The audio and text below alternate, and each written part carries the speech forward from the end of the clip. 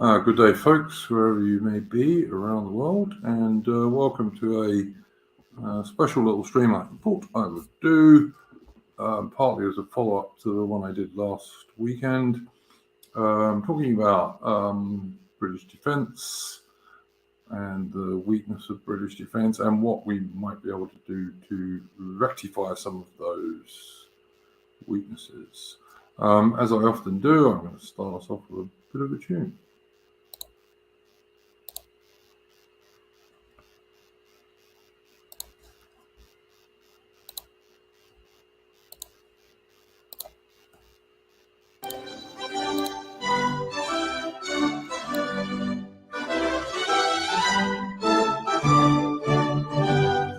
Cheer up, my lads, 'tis to glory we steer, to add something more to this wonderful year.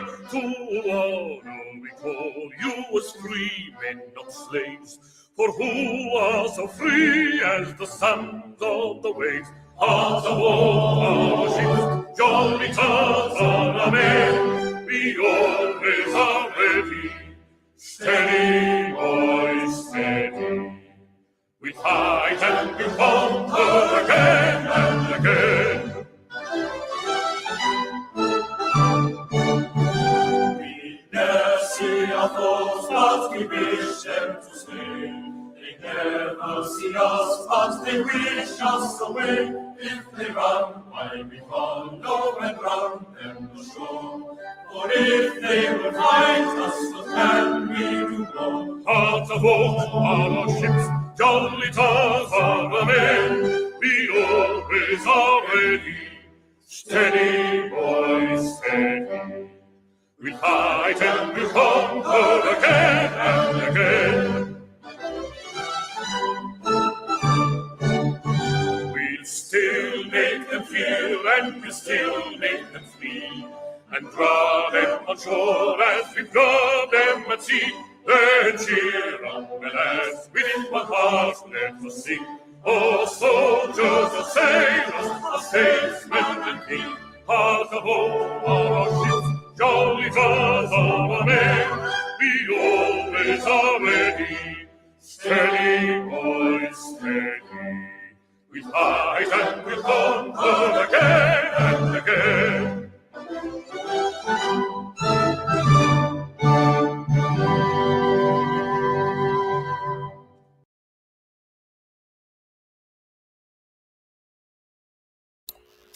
That was, of course, Hearts of Oak, which is the march of the British Royal Navy. So there you go. Steve in the chat, yeah, surprise stream, although I did actually put it up about almost 4 hours ago. Part of the reason I decided to do this was that I had a look at the stream I did at the weekend and I missed quite a few comments in the chat. So I shall try not to do that on this stream.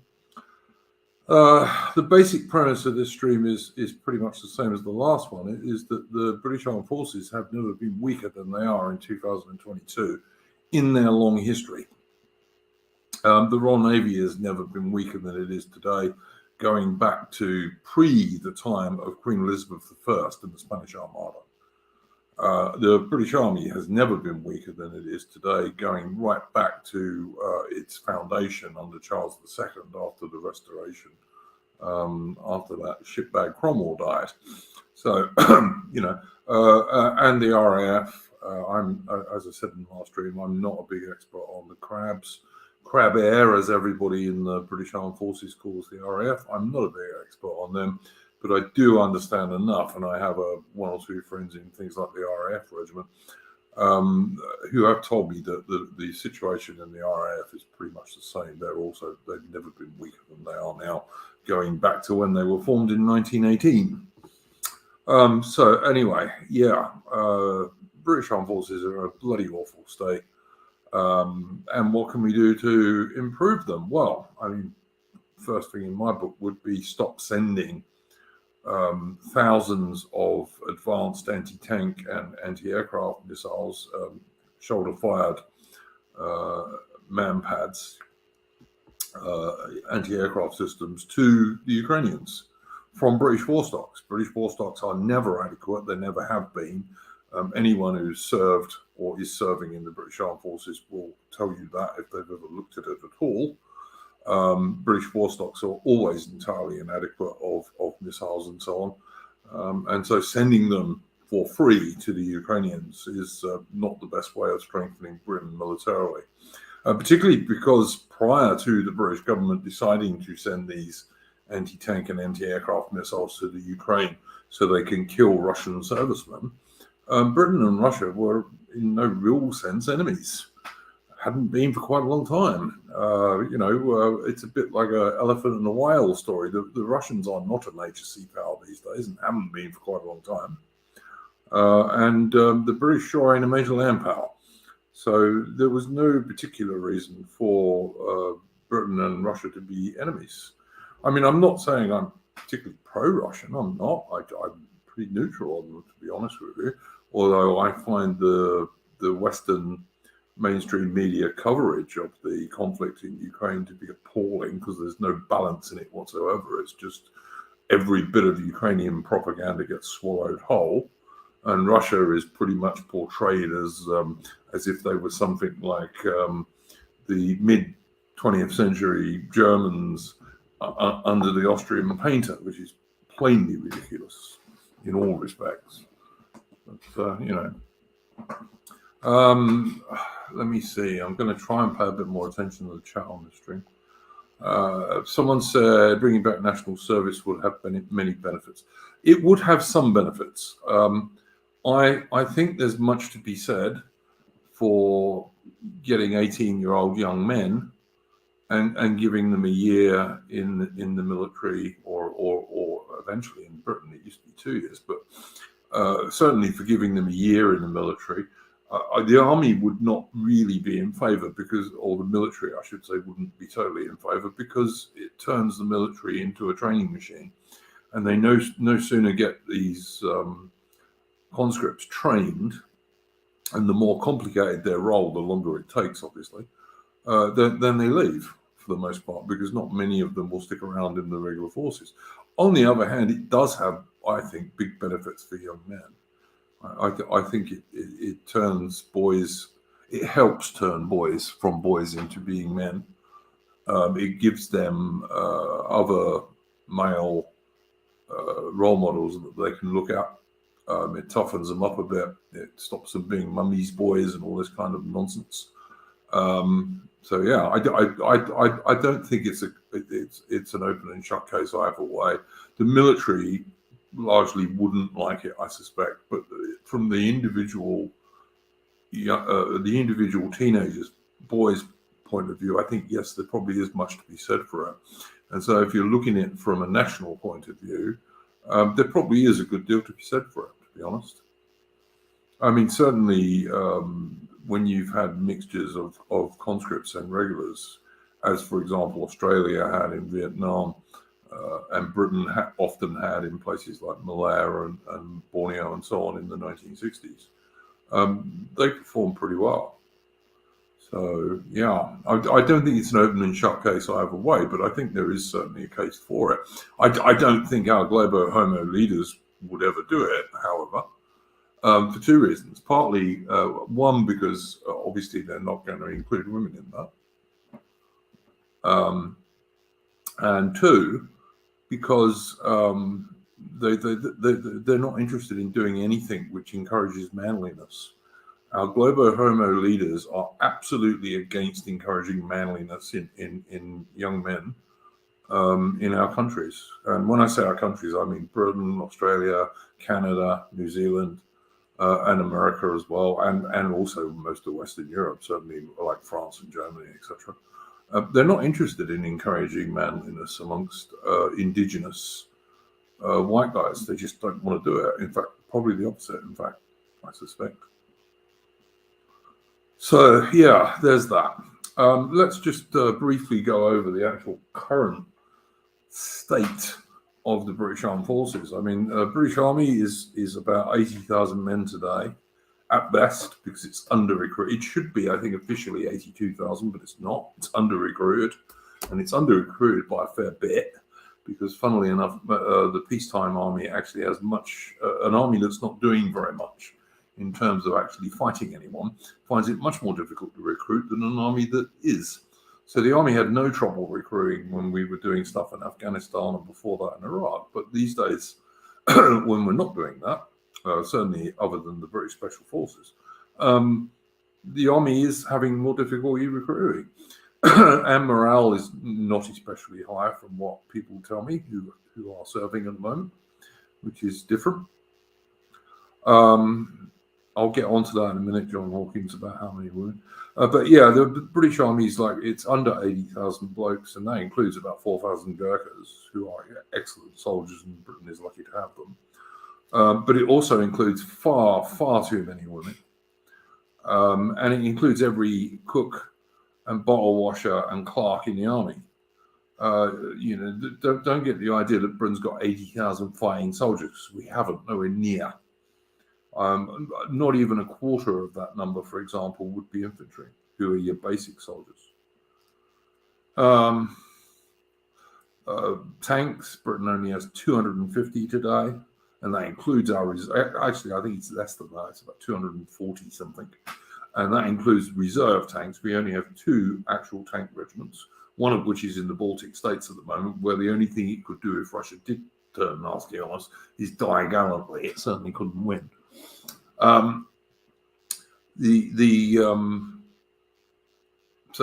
the Britain has a very, very limited tank strength these days. I mean, 2 regiments is just a joke, basically.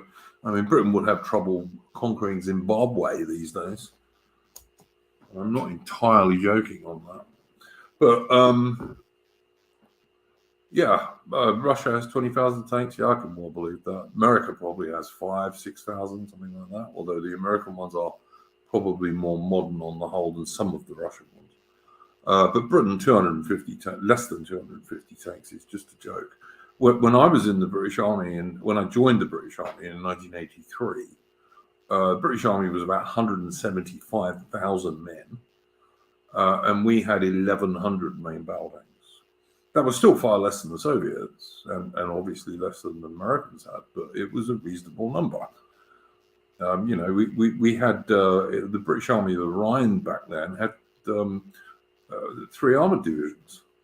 These days, Britain can't produce 1 mixed division. The British Army has an ambition to be able to put forward 1 mixed division that can be deployed. Can't do it. Britain sent an armoured division to Iraq in the first Gulf War, a whole armoured division. And even in the second Gulf War, Britain had an armoured brigade and an infantry brigade, a mechanised infantry brigade in Iraq. We couldn't do either of those things now. It would be, not possible. Good morning to Right on Limbu in the chat, my young friend Right on Limbu. So yeah, the British Army has never ever been weaker, and it's not only that. I mean, it lacks the British infantry fighting vehicles. The Warrior, which is a pretty good infantry fighting vehicle, was due to be upgraded with a new 40mm automatic cannon in place of the 30mm Raden it has at the moment, which is very long in the tooth now. I mean, the Raden design dates back to the 1970s. And was quite a good gun in its day, but it ain't now. But they were going to replace the 30mm Raden turrets on the Warrior with a 40mm caseless turret gun, which would have been a good upgrade. And they were also going to improve the armor. All of that's not going to happen anymore. As far as I understand it, there's no plans to do anything to the Warrior now except gradually get rid of it. And they're going to replace them with these Boxer 8-wheel boxes, which have very, very thin armor. Like the rear of a Boxer won't even stop a heavy machine gun, for God's sake. So, but there again, there's no tanks to go along with them anyway. There's only 2 regiments of tanks left. So, I don't know. We are perfectly capable of we sold perfectly capable ships to Brazil for peanuts. Yeah, HMS Ocean which was the Royal Navy's amphibious helicopter carrier, was sold to Brazil, quite right. And the Brazilians will keep her running for at least another 10, 15 years. So there was no reason to sell her to Brazil at all. I mean, except for the fact her crew were partly needed on the 2 new aircraft carriers. But, what should have happened is the Royal Navy should have been given a larger manpower allocation. And it should have been manpower and not women. But, I mean, that's a different story again. So I totally agree with that. Hello, Bengal in the chat. Boxer has issues. Yeah, I mean, not as many issues as Ajax. I mean, Ajax, which for anyone who doesn't understand, Ajax gets sold to the public, the general public, when it's shown on the news or something like that as a tank, because it's a big thing with tracks and a turret. But it's not a tank, it's a reconnaissance vehicle. But as reconnaissance vehicles go, Ajax is huge. It's like a very big, very tall vehicle, so you can see it pretty easily, which is not a good idea for a reconnaissance vehicle. It's also extremely heavy. It's so heavy that the RAF only have, I'm trying to remember now how many Globemasters the RAF have. It's either 6 or 8.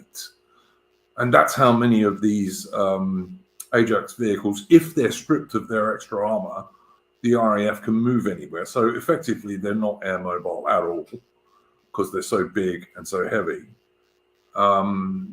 They're too big and heavy for reconnaissance vehicles, but they're only armed with a 40mm gun. So if they come up against even like something like a T-54 or a T-64 with 100 or 110mm gun, they're just going to die. And so are their crews, and they don't work anyway. The vibration is so heavy you can't use the sights and you can't fire the guns accurately. They're just a complete and absolute. They're a complete and absolute waste of money, and the British Army wasted scores of millions of pounds on these fucking useless pieces of shit. At the same time, Britain is still relying on the same anti-aircraft missile that we took to the Falkland Islands in 1982.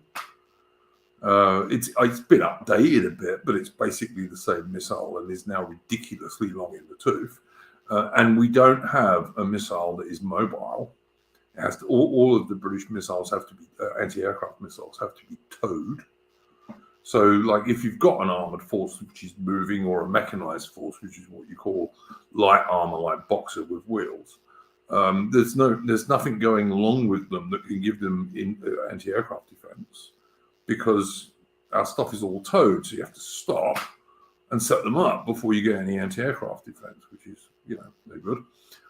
Same thing goes with artillery. British artillery has never been weaker than it is today. And the artillery we do have is either 105mm light guns, which are too small for a modern battlefield. It's been proven time and time again now that 105mm is too small a caliber. You need at least 155 caliber rounds these days. 155mm caliber rounds. And the only British artillery which has those is great big self-propelled guns with tracks, which couldn't keep up with a mechanized wheeled armored force like Boxer, for example. So once again, not ideal. Britain has no anti-tank weapon mounted on vehicles. Yes, we have Javelin anti-tank missiles, but they're not mounted on a vehicle. So you have to get out of your vehicle and set them up before you can fire them if you're in a armored or mechanized attack. The Americans, for example, have TOW, which is actually mounted on their APCs and their infantry fighting vehicles. The Russians have similar things, missiles actually mounted on their BMPs, etc. Britain has nothing mounted on the Warrior, and certainly nothing mounted on the Boxer. I think the heaviest weapon on a Boxer is a 40mm grenade launcher, which is not going to do anything against any enemy armor. So huge problems with the British Army. And as I said, overarching all of it is the fact there are far too many women in the army. They're even putting women in the Royal Armoured Corps now. So there are women in tanks. Craig Hayes in the chat. Yeah, Britain did have towed 155s, but they were got rid of. Quite true. But yeah, there's far too many women in the British Army these days, and they're in roles they can't do. There's women in the infantry, there's women in the Royal Armoured Corps, there's women in the Royal Artillery, and they can't do any of those roles. They're just not strong enough. Someone brought up a very good point in the last stream I did, which I didn't really bring out enough. The women get injured in military training at a far higher rate than men do. Part of the reason for that is that women's bones are smaller and lighter than men's bones. They just are. It's an evolutionary fact that no amount of feminist nonsense or LGBTQ nonsense or anything will change. Steve, Bradley has Hellfire, which can be fired in the vehicle itself, tow on other vehicles. Yeah, okay. Look, I'm not a big expert on the American military, but I know for a fact that the Americans and the Russians both have anti-tank missiles that can be fired from inside the vehicle as they're moving, if necessary. I think, although I'm not sure actually if Bradley can fire Hellfire while it's moving, it may have to stop. But same difference. But yeah, so British Army's never been weaker. If you'd have to go back to the 1680s or something to find the British Army as weak as it is today relative to other armed forces around the world. John Hawkins is saying, get some technicals for a cheap option.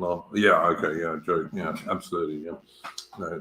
Get a what the Australians call a ute, a pickup truck, and stick a machine gun on the back. Yeah, that works really well. But anyway, the British Army might get desperate enough to do that, surely. But anyway, yeah. But the British, to be fair, the British Army are not the main British armed force, and they never have been. The main British armed force is the Royal Navy. And the Royal Navy has, again, it's never been weaker than it is today, going right back to not even Queen Elizabeth I, but to Henry VIII's time. It's never been smaller. In 1982, at the time of the Falklands War, the Royal Navy had 70 destroyers and frigates.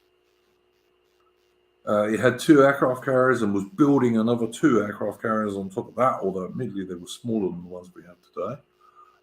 It also had around 12 SSN nuclear-powered hunter-killer submarines.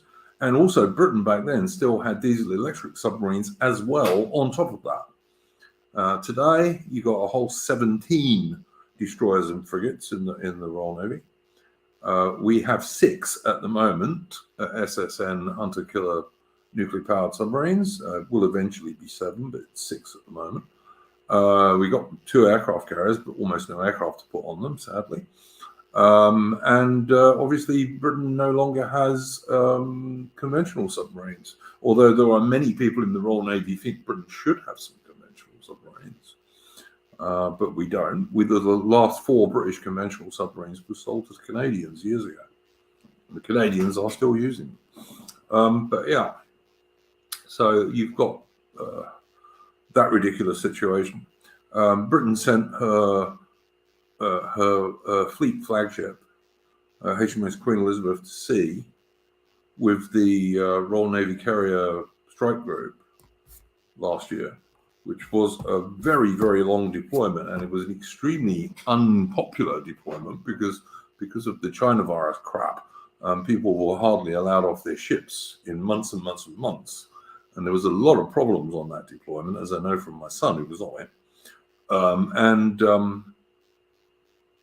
We sent HMS Queen Elizabeth to sea with only 8 British F-35B fast jets aboard, plus 10 American US Marine Corps F-35Bs. And one of those was lost on the way home through an accident. So they went out with 8 and came back with 7. Now, this is an aircraft carrier which can carry up to 70 aircraft all told, and which should be carrying certainly 36 F-35Bs as a reasonable air wing. And Britain doesn't even have 36. Britain's got 28 or 27 at the moment. And the total British buy for the F-35B is due to be about 48, which is not even enough for the Royal Navy Fleet Air Arm, let alone the RAF as well, which also wants to run them and does. Britain has got to have at least one full air wing for these two carriers, or there's no point in having them, frankly. And also another thing I wanted to bring up that I didn't bring up from last stream is because of the way the carriers were built, and they were built very, very, very slowly, because initially that's how that vile traitor Tony Blair wanted to build them. And then after that, Cameron tried to do the same thing. We ended up paying for 3 aircraft carriers and only getting 2. But because of the way the contracts were organized, the 2 carriers Britain got, although they are much, much cheaper than the American super carriers and not all that much smaller, but they are much cheaper. We ended up paying for 3 Queen Elizabeth class carriers, but only getting 2 because of the way the contracts were written. So, again, this is just typical of what happens with British defence all the time. As I said, I'm not a big expert on Crab Air and, the RAF, but I will say that, for example, Britain has only recently got new maritime patrol aircraft. These are Poseidon aircraft, and I think it's 8 that the RAF have purchased. But they need at least 12. They don't need 8, they need at least 12, but they purchased 8. And this, again, is the sort of thing that goes on with British Armed Forces all the time. You don't have enough spares for when aircraft are under maintenance. You can't divert a couple of them to one of the Crown bases in Cyprus or something if you need to. We've basically just about got enough. And what they're mainly going to be used for is covering the routes in and out of the British ballistic nuclear missile submarines, etc. That's the main thing they're going to be used for. But to use them properly as maritime patrol aircraft, you need at least a minimum of 12, right? But Britain does this all the time. It buys not enough. And in case anyone's thinking, well, Britain can't afford it. The NHS in Britain wastes more money in a month than is spent on real British defence in a year. In a month. Britain spends 80% of her budget on the National Health Service, much of which is wasted on admin, etc., on welfare payments, much of which goes to immigrants who've never paid in any tax at all, or not much, if at all, and old age pensions. That's what most British money goes on, 80% of it. A whole 4% goes on defence, but that is actually not true, because British defence spending these days, and for quite a few years now, has included all British military pensions and war widows' pensions, going right back to World War II, because we still have some old ladies, etc., who were made widows in World War II. Now, I'm not for 1 second saying any of those people don't deserve their pensions. They do, of course they do. But it shouldn't come out of the defence budget. It's not making Britain's defence stronger. It's a con. It's a way of inflating British defence spending. So it looks like Britain's spending 3.2% of GDP, which it isn't, because 25% or so of that money is going on pensions. Craig H in the chat, Britain has 6 destroyers. Yeah, and that's another case in point. The Type 45 destroyers, I mean, first of all, everyone knows about their auxiliary power problems, which knocked them out all the bloody time, including one that was supposed to be on the British Carrier Strike Group mission to the Far East. That ended up spending most of the time in Italy getting repaired. The Royal Navy are now at last doing something about, and it's unfair really to blame the Navy, because of course the Navy can only do this when the British government give them the money and permission to do it. But that auxiliary power thing is going to get fixed, so that will stop happening. But the point I would like to make is that there were supposed to be 12 Type 45s, not 6. And first of all, under the vile traitor Blair, they were reduced from 12 to 8. And then they were reduced from 8 to only 6. And whilst you can argue correctly that a Type 45 is a good modern warship, it can still only be in one place at one time. And the rule for all naval ships is if you've got 3, you've got one available all the time. If you've got 2, you might have one available all the time, and occasionally you'll have 2, which is what's going to happen with the carriers. And Steve is not wrong about the fact that we should really have got 3 carriers, but we are where we are. But normally speaking, with all naval ships, you need 3 to have one available all the time. So if you've got 12, you've really got 3 all the time. About half the time, you might have 6, because naval ships go through refits. They go through, and after a refit, they need to go through training and working up and all this kind of stuff. So constantly, ships are going through different things, particularly these days when they're having new radars and sensors and what have you added to them quite frequently. One of the major problems with the Royal Navy today, which I did mention in the last stream, but it's worth bringing up again, is that the Royal Navy do not have a surface-to-surface missile on any of their frigates and destroyers at the moment. And frigates and in 2022, a surface-to-surface missile is the main way a surface ship engages another surface ship. So if you've got one of those, and you're fighting, say, the Chinese, for example, you're liable to get killed by an over-the-horizon missile long before you get in gun range.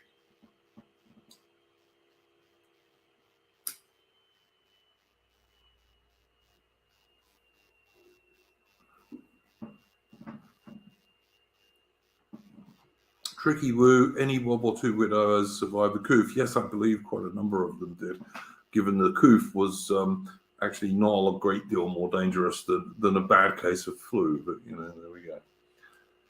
I was shopping today. I live in Australia, by the way. I'm an Englishman, but I've lived in Australia since 2000. And I moved here after living in South Africa for 15 years. And I was in my local shopping centre today, and there are still morons walking around with masks. Not many, I'm happy to say, but there are still a few. Just fucking crazy. War on Terror. Jobu and Steve are mentioning the War on Terror.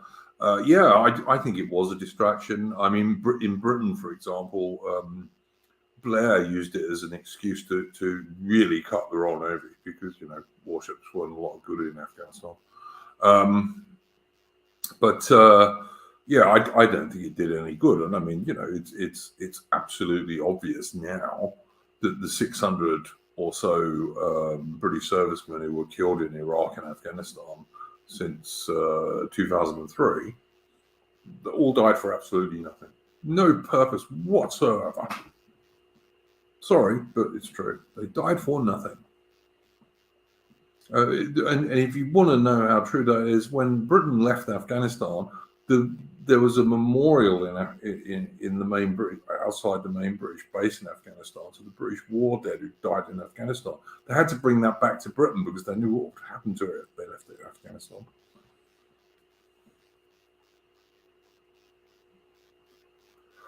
Bengal, why don't we have any SSMs on our ships? We don't have SSMs on our ships because the Royal Navy had Harpoon missiles, but they're getting very long in the tooth. And they're so long in the tooth that the Royal Navy now just doesn't even bother fitting them to destroyers and frigates. If you go and watch, there's a channel on YouTube called Warship TV, which often has British warships going in and out of port. And you can also go and look at Navy Lookout, which is another good channel on YouTube that looks at the Royal Navy. And you can see, if you see a Type 45 destroyer or a Type 23 frigate, they'll be going in and out of Portsmouth or Devonport. And just behind the main gun, you'll see there's some round holding things with nothing in them. That's where the Harpoon missiles used to go, but they don't even bother fitting them anymore because the Harpoons that Britain has at the moment are so out of date, the Royal Navy doesn't consider them worth fitting. But they were the only surface missile on British warships.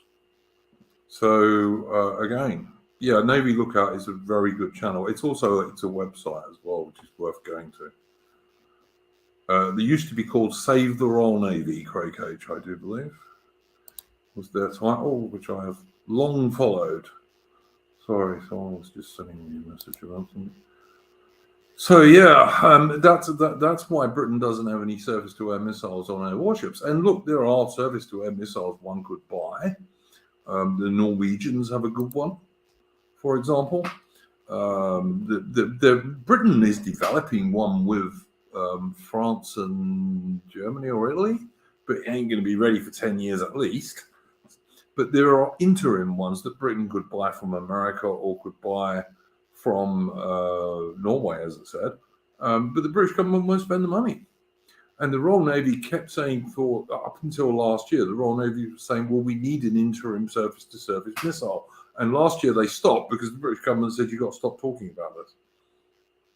So, you know, what will happen is if Britain finds itself in a war in the next 10 years, there'll be a load of dead Royal Navy sailors because the British government wouldn't spend the money on a surface-to-surface missile. You know, the British government wants to send the Royal Navy to the South China Sea and all around the place, but they don't want to give them weapons they need in order to do that. But yeah, Navy Lookout, there's a YouTube channel, but it's also a website called Navy Lookout, which used to be called Save the Royal Navy. It's a very good site. It's a bit liberal in that it doesn't complain as it should do about the far too many women on Royal Navy warships, but apart from that, it's a pretty good site.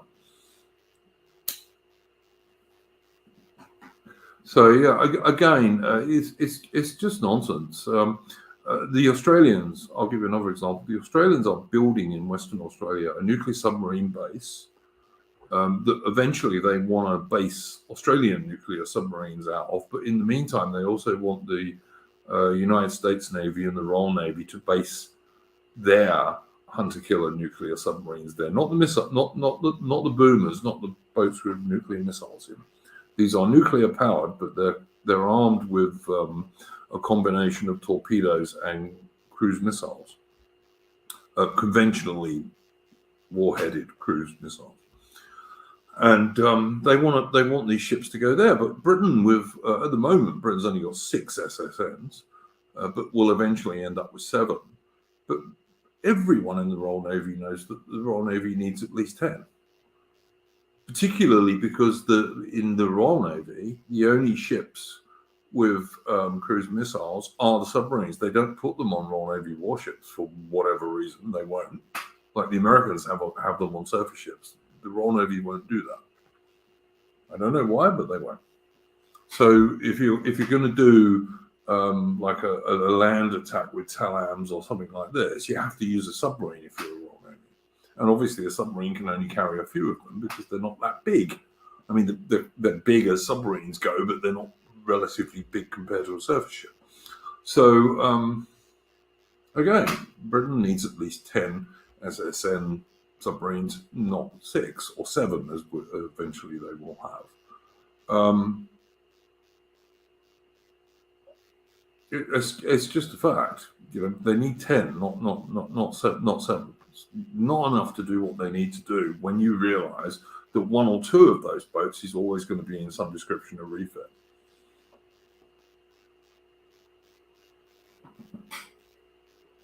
You've got to get back to that thing that I was talking about earlier. Generally speaking, with warships, if you got 3, that means you've got 1 available all the time. If you've got 2, it means you've got 1 available most of the time. But sometimes you won't have any because that's just what happens with warships. Steve's saying Harpoon is an old missile. Yeah, but there are more modern versions of Harpoon even. Like Harpoon is still carried by some American ships.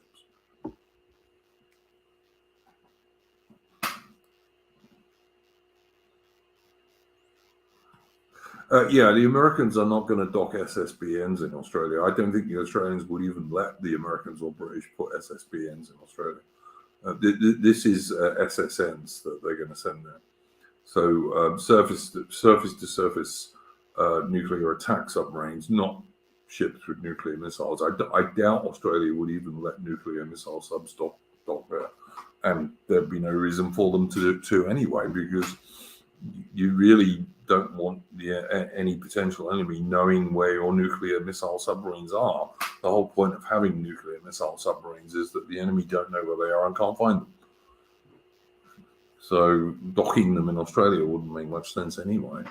But yeah, no, this is for nuclear-powered hunter-killer submarines, which are armed with torpedoes, and they do have cruise missiles aboard, but they've got conventional warheads.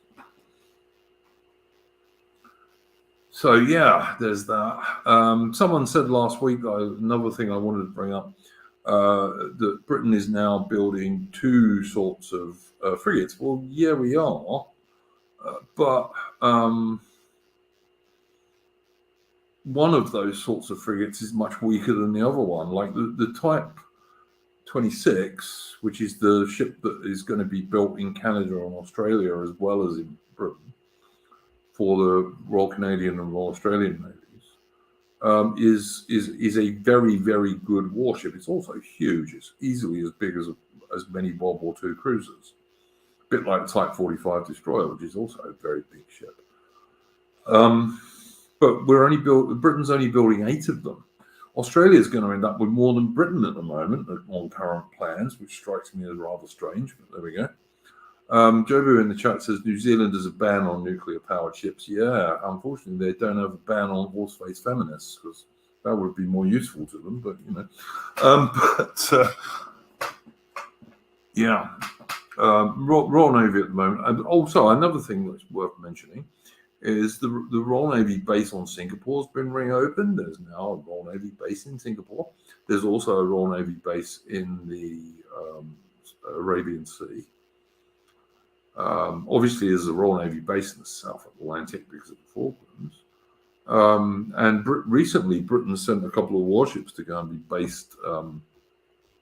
I think we based one in Gibraltar, which is going to go down West Africa into the South Atlantic and meet up with the ship that's always based in the South Atlantic anyway. And also there's an Antarctic patrol ship down there as well.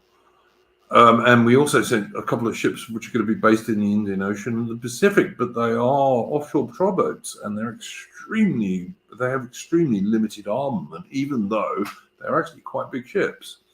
And the Royal Navy's excuse for this is always, well, if we put more weapons on them, then British politicians will treat them as if they're full-on warships and like do things and say we don't need more frigates or what have you. But I don't know. I can see the Royal Navy's point, but I'm not sure if they're correct. I would say there's the two things that Britain could do at the moment, which would most strengthen the Royal Navy, would be Britain needs a minimum of 25 destroyers and frigates, not 17. They have 17 at the moment, but they need a minimum of 25. And I don't know anybody who knows anything about naval warfare who would argue differently. The aircraft carriers need at least one full air wing of 36 F-35B fast jets. Sending an aircraft carrier of 70,000 tons to sea with only 8 British aircraft on it is just pathetic, frankly.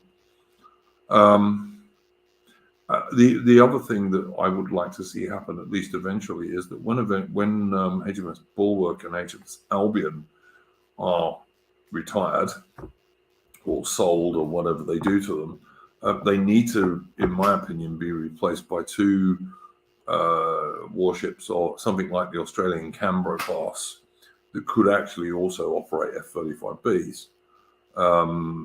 I believe they could operate somewhere between 6 and 10 or 12 F-35s.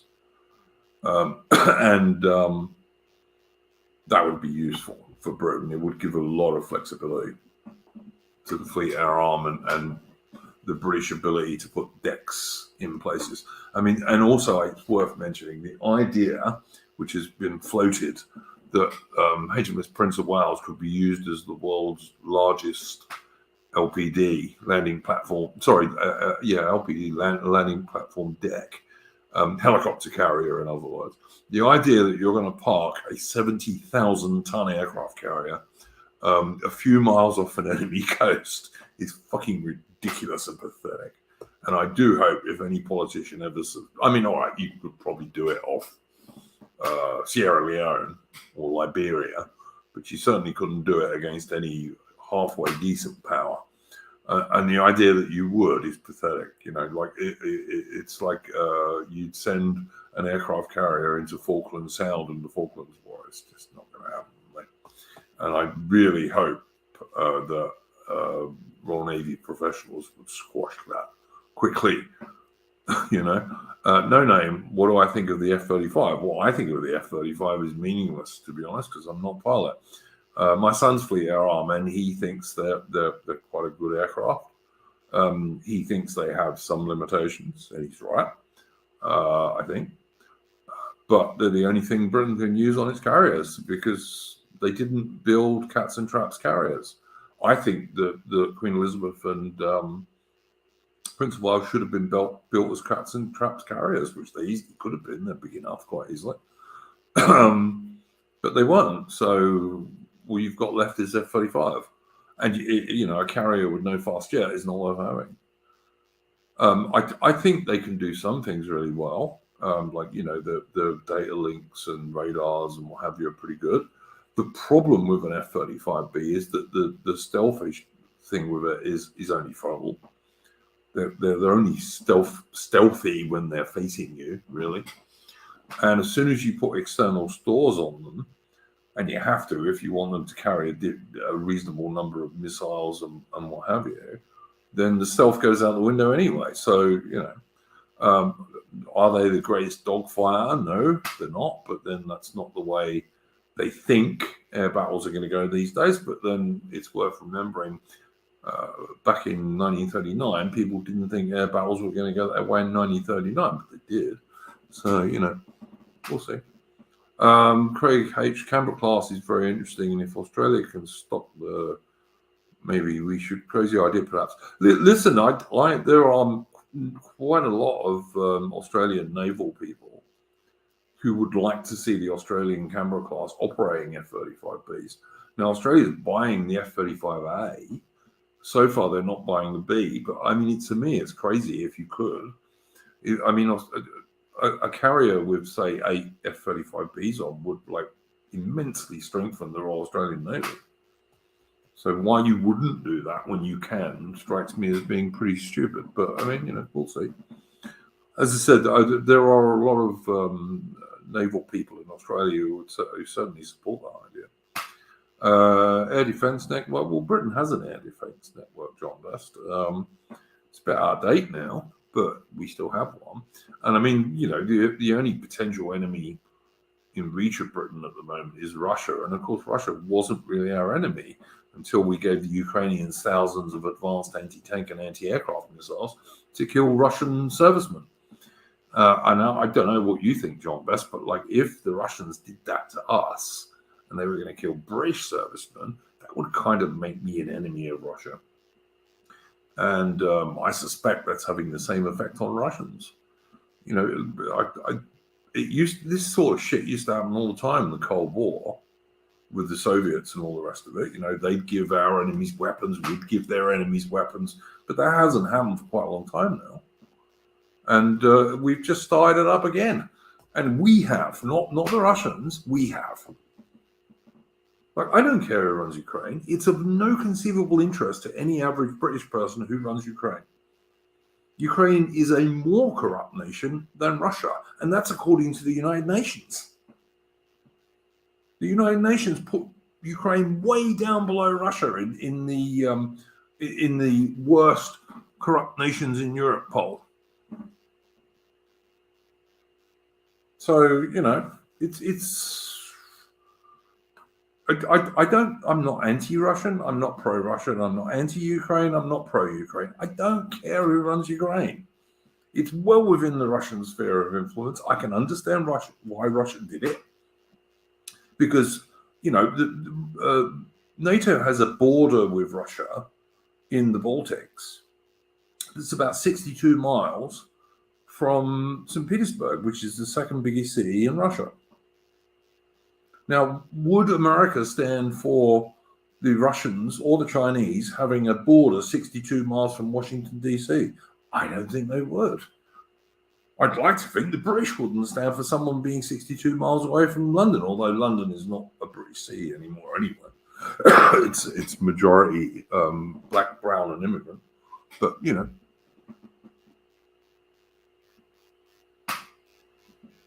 So there we go. All right, I'm going to give 5 minutes for anyone who wants to ask something in the chat. Then I'm going to close this down because I've pretty much said what I wanted to say. As I said, Royal Navy needs 25 destroyers and frigates, not 17. She needs 10 SSN nuclear-powered under-killer submarines, not a mere 7. British Army, I don't know what to do with the British Army. It's in such a bloody state. I really don't know. The only thing you can do, really, is to turn it into what it always traditionally was, which was a projectile fired by the Royal Navy. And I think the British Army should be working on an armoured brigade with tanks and good tracked APCs, and a mechanised brigade with lighter vehicles that the Royal Navy can land and use for, you know, if you've got something like the Falklands, or you've got some poxy little African banana republic dictatorship we want to do something about, you could use it for that. The British Army's got no business being on the continent of Europe at all. It's not big enough. All it would do would be die gallantly. So yeah. Next stream, I've got a stream on Saturday night UK time, which is Sunday morning Australian time.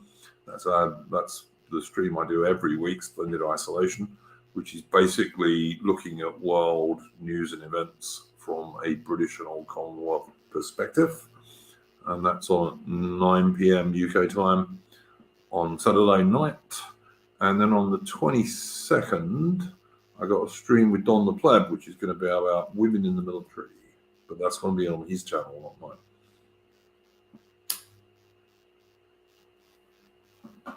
mine. Matthew Sad, US fought Russian infiltration into Central America in the 80s. Yes, they did. I mean, you know, that's what great powers do. They defend their borders. Can't understand why. I see what I see is happening at the moment is it's like globo homo, like in the shape of Biden and Johnson and most of the Western leaders. I think all of them are part of this globo homo bollocks, which actually hates their own indigenous white people. The globo homo is like having a tiz fit because Russia's not going along with what they want. Gary Garner's Gay Pride, there's going to be a false flag event. Do you know what? I wouldn't be surprised. I mean, you know, they did that in Syria, that supposed Assad chemical attack, which turned out to be not an Assad chemical attack at all, which gave the excuse for the Americans to drop cruise missiles on Syria. So, yeah. Alan Bastard MP, some Ukrainian, apparently a quarter of Ukrainian refugees are black, which is rather surprising, seeing there are not a quarter of Ukrainians that are black and brown, but a quarter of the so-called Ukrainian refugees arriving in Western nations like Germany are supposedly black and brown.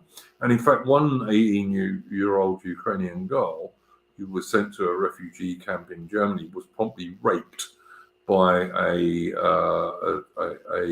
Pakistani and a Syrian, a Pakistani and a I don't know, some Middle Eastern person. Two brown people and brown people anyway raped this little 18-year-old girl, which, you know, happens constantly in the West, but you can't talk about it on the MSM. You can only go on about the terrible Russian atrocities in Ukraine, which, you know, when anyone with any military common sense looking at what's going on in Ukraine can see the Russians are doing their level best to avoid civilian casualties. I mean, you're always going to get some. You know, the Brits and Americans in Iraq and Afghanistan killed a hell of a lot of civilians. And I, as a former British soldier, I know damn well they didn't do it on purpose for the most part. They weren't trying to kill civilians. It's just if you're going to fight a war, civilians who are around the place are going to get killed. Yeah, I don't agree with that at all, Jobu, but there we go. But yeah, all right, guys. I think what's this? Craig said, yeah, if something happened to Zelensky, it would hurt Russia and strengthen the West. Look, the Zelensky's an ex-comedian. He's an ex-Jewish comedian, I think, and he seems to have an enormous bank account for someone running what is only halfway first world place. So yeah, and like I said, the United Nations, which is like Globo Homo Central, rated Ukraine as much more corrupt than Russia. Pretty recently as well. And I mean, I hope everyone who follows our part of the internet knows damn well that in 2014 there was a CIA-backed color revolution in Ukraine, where you ended up with some American diplomat woman saying, "Oh yeah, this Ukrainian can be in the cabinet, but this one can't." So there was bullshit going on in Ukraine long before this war started. Some of the Western volunteers fighting are Antifa types, says Steve. Well, they won't last 2 minutes if they are then, because those guys are all basically soy boy cowards. So I hope that all of the Antifa types go and fight there, because that will mean most of the wanks will die, because most of them are weak as piss.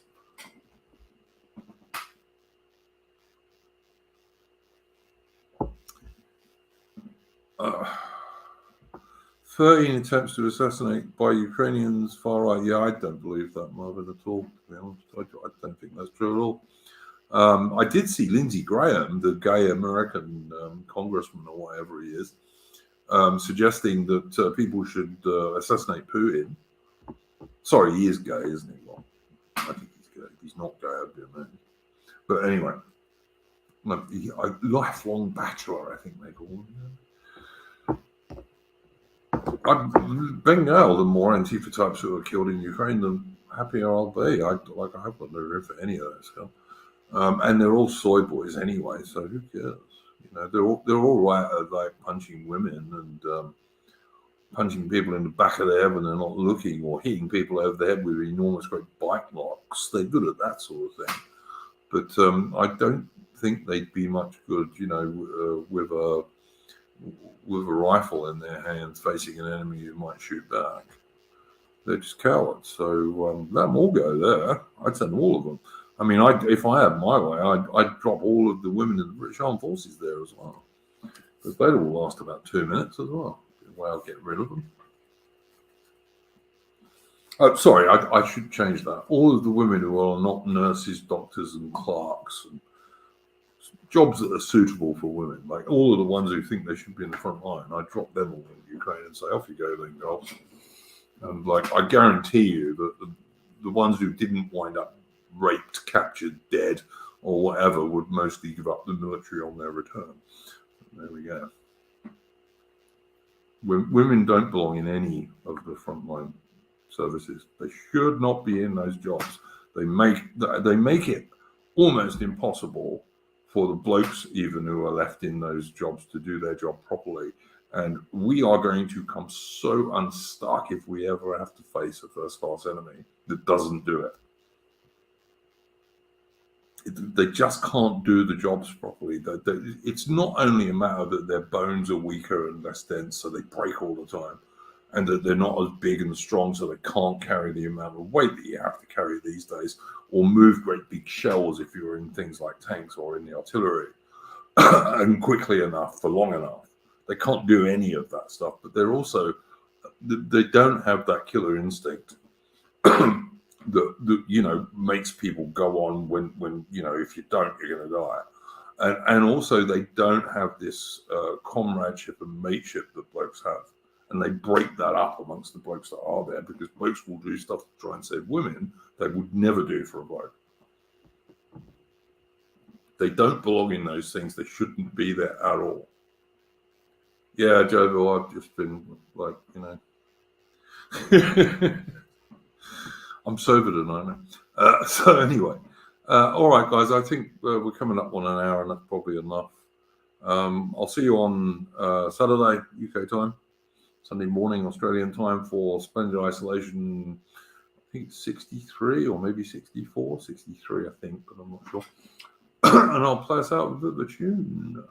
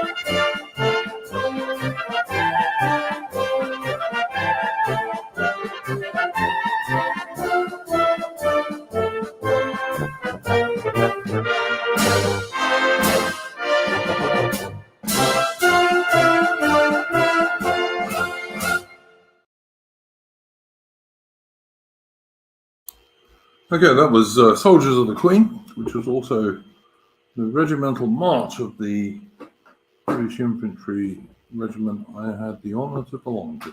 So there we go. Don't forget to like the stream and do subscribe to the channel for more content, folks. And I'll see you on the next one. Go well.